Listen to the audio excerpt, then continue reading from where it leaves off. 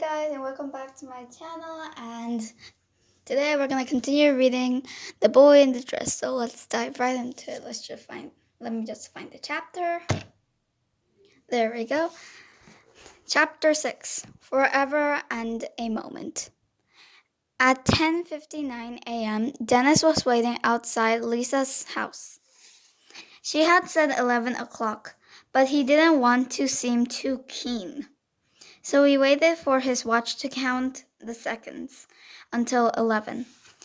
54, 55, 56, 57, 58, 59, 0. He pressed the bell.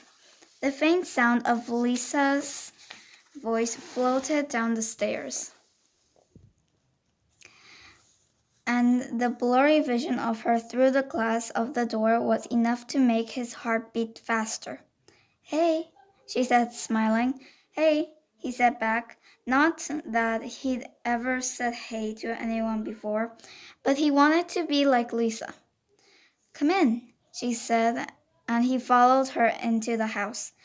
It was very similar to the one Dennis lived in, but where his was gloomy, Lisa's was full of light and color. There were paintings and family pictures haphazardly arranged on the walls. A sweet smell of freshly baked cake lingered in the hall. "Do you want a drink? A glass of white wine, perhaps?" said Dennis, trying to act 3 times his age. Lisa looked bemused for a moment. "I don't think we have any wine. What else do you like?" Bungo? Bungo?" Lisa raised her eyebrow. "I think we've got some bungo." She found a carton and poured a couple of glasses. Then they went upstairs to her room.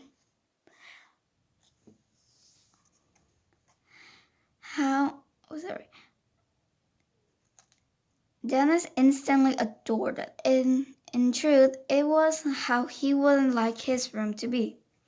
She had pictures from fashion magazines all over the walls.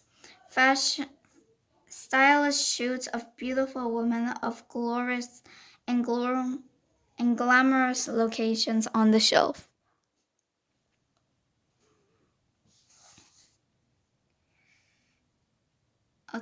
On the shelves were books about fashion or famous film stars like Audrey Hepburn or Marilyn Monroe.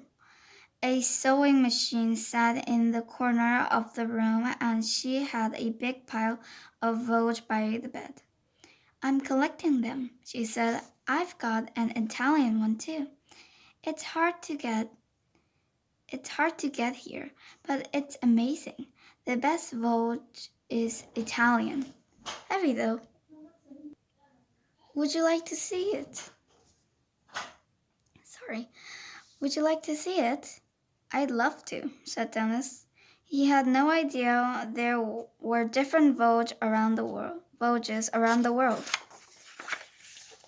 They sat on her bed together, slowly turning the pages.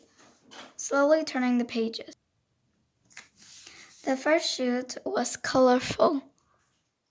The first shoot was in color, but the featured dress that were only black or white, or a combination of two.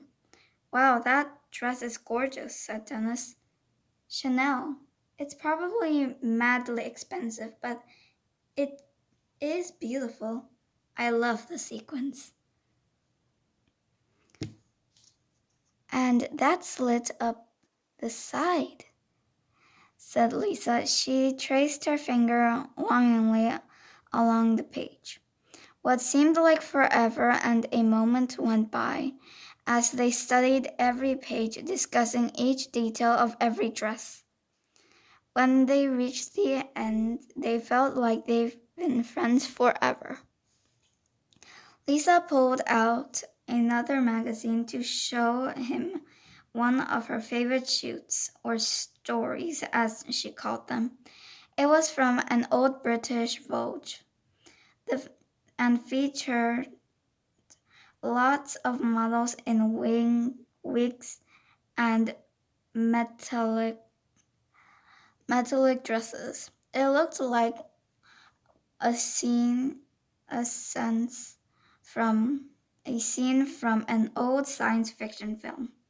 Dennis loved the exaggeration of these fantasies, so different from the gray, cold reality of his own life. You look stunning in that gold dress, said Dennis, pointing to a girl a with similar hair coloring to Lisa. Anyone would. It's an amazing dress. I could never afford any of these, but I like to look at these pictures and get ideas for my own design. Do you want do you want to see? Oh yeah, replied Dennis excitedly. Lisa pulled a large scrapbook from her shelf. It was full of brilliant illustrations she had drawn of skirts and blouses, and dresses, and hats. Next to these, Lisa had stuck lots of things onto the page. Strips of glittering fabric, cut out photographs of film, costumes, even buttons. Dennis stopped Lisa turning the page at an especially gorgeous drawing she had done of an orange sequin dress. That one is beautiful, he said. Thanks, Dennis. I really, I'm really pleased with it. I'm making it right now. Really? Can I see? Of course. She reached into her cupboard and pulled out a half-finished dress. I got this material really cheap. It was just from down the market, she said. But I think it's going to look really good. It's a little bit 1970s, I think, very glamorous. She held up the dress by its hanger. Although it was still cut a little roughly around the edges and had a few loose threads, it was covered in hundreds of little round sequins and twinkled effortlessly in the morning sunlight. It's amazing, said Dennis. It would look good on you, said Lisa. She laughed and held the dress next to Dennis. He laughed too, and then looked down at it, allowing himself to imagine for a moment what he would look like wearing it, but then told himself to stop being silly. It's beautiful. It's really beautiful, he said. It's not fair though, is it? I mean, boys' clothes are so boring.